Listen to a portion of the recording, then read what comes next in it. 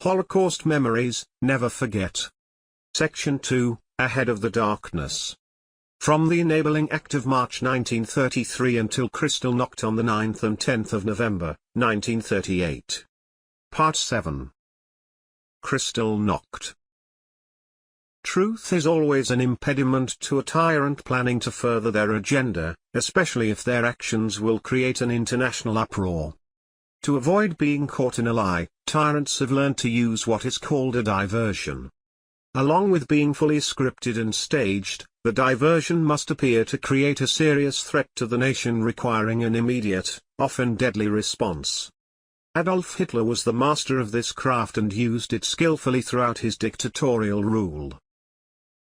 On the 7th of November 1938 in Paris, a Jewish student of Polish descent named Herschel Grinchpon shot the German diplomat to France, Ernst vom Rath, who died 2 days later, on the 15th anniversary of the Babi Yar Putsch.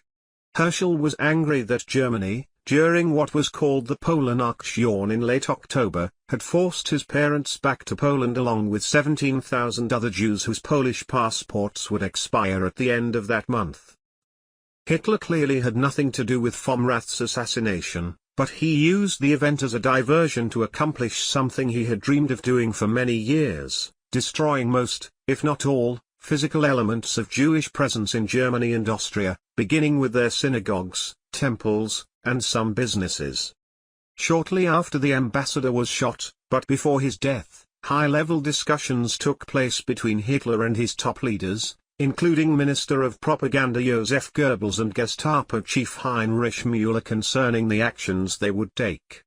Ernst vom Rath died on the 9th of November, after which Hitler had Müller issue an order to all local police and fire departments throughout Germany and Austria advising them that actions against Jewish houses of worship, and Jews personally, would be taking place that day and throughout the night and that the police should do nothing to stop them.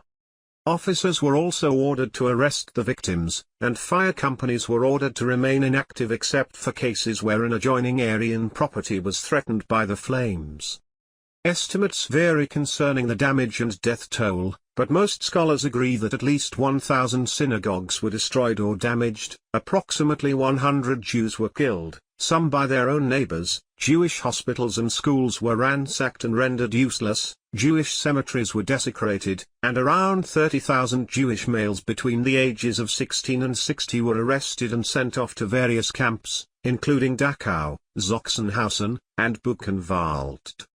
According to Dr. Wolf Gruner, founding director of the Shoah Foundation Center for Advanced Genocide Research at the University of Southern California, one aspect of the devastation that night has been overlooked until recently, and that was the destruction of Jewish homes throughout Germany and Austria.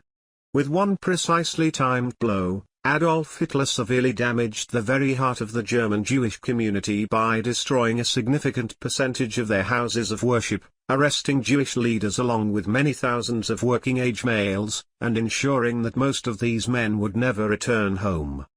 Of the 30,000 Jewish men arrested during Kristallnacht, over 1,000 of them died in captivity, and thousands more were arrested over the next few months. By destroying many of their private homes, Hitler decreased the chances that surviving Jews would find a place to hide from the deadly tentacles of the Gestapo, the SD, the SS, and of course, the German people themselves. For the Jews of Germany, Austria, and the annexed lands, the darkness from which there was no escape had finally descended, and it was only a matter of time before the remainder of Jews throughout Europe and the Soviet Union would find themselves standing at the edge of a bottomless fiery abyss, awaiting the same brutal fate. This ends Section 2, Ahead of the Darkness.